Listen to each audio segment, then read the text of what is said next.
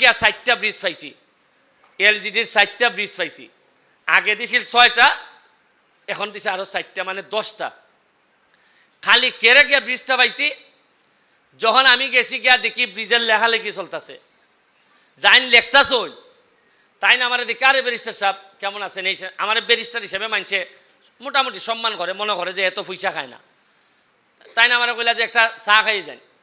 আমি কইলাম ভাই সাহেব যাইগে, আমি চা আর খাইতাম না। আমি কইলাম যে আপনি আমার চা খাওয়াইয়া যে খুশি করতে চান, আপনি কষ্ট করে যদি আমারে চা না খাওয়াইন, তে তো আমার প্রতি একটা মন কিতা থাকবো, হারে লোকটারে চা খাওয়াইতে পারলাম না, চা খাওয়াইতে পারলাম না।